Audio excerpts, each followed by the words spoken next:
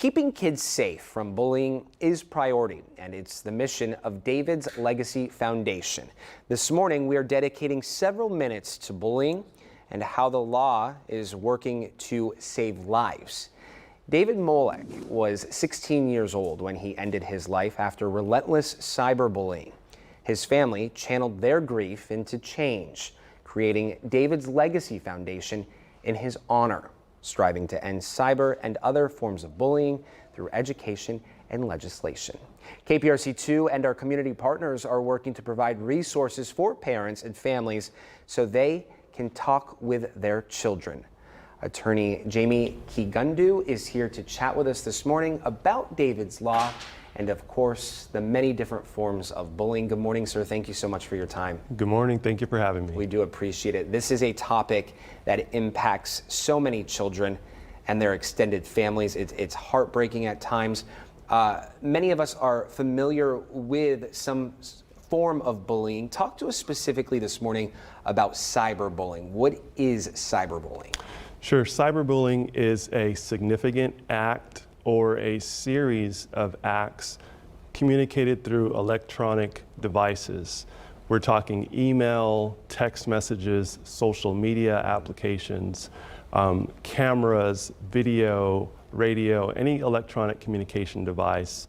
And the communication is designed to cause physical harm to the student or their property. It's designed to interfere with the student's learning ability in the classroom, on campus. It's designed to instill fear in the student. It creates a threatening, abusive, harassing environment for the student and overall interferes with the student's rights. So it's a bit different than traditional bullying, which was more of a physical confrontation. Yeah, and I'm sure there's a lot of gray area with cyberbullying as we often think of bullying taking place on school grounds. Cyberbullying can take place virtually anywhere at any time. Correct, and that's the distinction, right? When you have a physical altercation that's one-on-one or one-on-several with a person that's right in front of you, cyberbullying has no borders. A student can reach out and harass another student anywhere they're at home, in the classroom, at a party, on vacation. There's no borders, and so it is a constant attack to the psychology, the mental state of the victim, and that is a very big distinction between traditional bullying and cyberbullying. Yeah. Are we seeing more today instances of cyberbullying compared to that of the traditional forms of bullying? Because the advent of technology and the use, everybody has a device, everybody is more accessible now, so that creates a larger pool of victims. I will say that legislation in Texas has been impactful. David's Law has been impactful. The numbers are decreasing in Texas in the total numbers of reports, although the total amount of people that are in the stream of communications continue to grow. Yeah.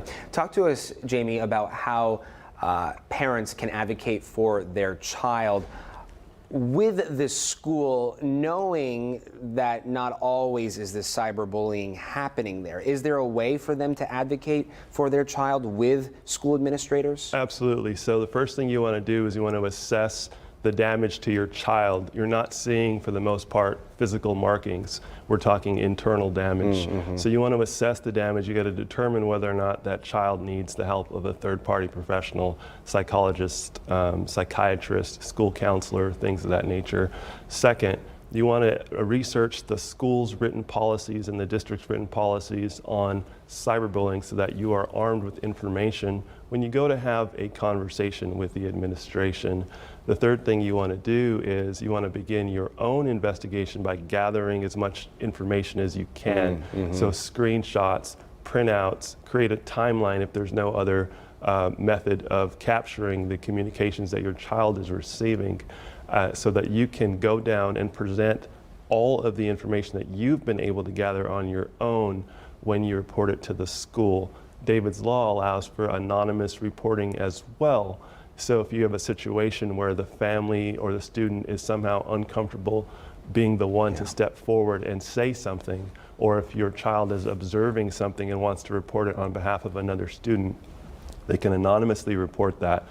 But you ultimately want to make sure the administration of the campus knows what's happening. Yeah. You can then request an investigation if an investigation has not yet started.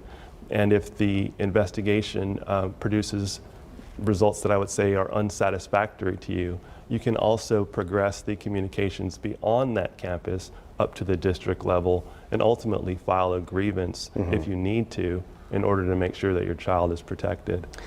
You sort of answered my next question, and that was, what should parents know and do when bullying reaches a level where legal intervention is needed? And you kind of have gone over the steps, you've gone through the steps in which parents should be aware of, cognizant of, to take. But what do you want parents to know? I know, listening to us talk right now about this, it's easy to say, oh yeah, this is what I have to do. But when you're in the moment, when you're consumed, when your child is in pain, Sure. It's a different mentality, right? What do you want parents to know in those moments?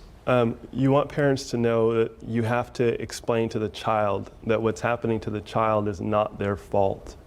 Many times a child will internalize the experience and think that something is wrong with them, that they have done something, that they otherwise are worthy of the negative treatment that they're getting. So you want to explain to them first that it's not their fault. You want to also explain to them that you understand that this is nothing that they should simply be brushing off, because the prior mentality of teaching children when it came to dealing with bullies was, oh, you'll be fine, it's not that big of a deal. Well, it actually is a big deal, as you can tell from the passing of young David. When he took his life, the impact on the child is significant. The impact of the recipient of all these constant communications is significant. Let me give you an example. You have a post where somebody has said something very negative about you, and 75, 80 different kids go in and like that negative comment. That is 75 separate attacks on that individual. And parents need to understand that, because many parents grew up in an age where they weren't dealing with the electronic device, and they haven't had that type of an experience. So that's what I think is very important for parents to know. There's also lots of resources. davidslegacy.org, for example, is a place that parents can go and learn about what they should be doing to help their children dealing with cyberbullying. Texas Safety School Center also, and TEA also are resources that parents can go to. Yeah, you talking about likes and reactions to initial posts, those are endorsements of that initial attack, and it only resonates. It only hits harder when we have more of those. This has been a very enlightening conversation, and so we so much appreciate you for your time this morning. For people wanting to know more about David's Law, where can they go? I would say you go to davidslegacy.org. It's a comprehensive website created by the Moloch family to explain to families and educators all the different nuances of David's Law, which is codified in Senate Bill 179. I think that's a great place to start. Yeah, and knowing these folks are not alone, your child is not alone, you are not alone. There are many resources out there to help you. Thank you, Jamie, so much for your time this morning. We do appreciate it. You're welcome. Thank you for having me.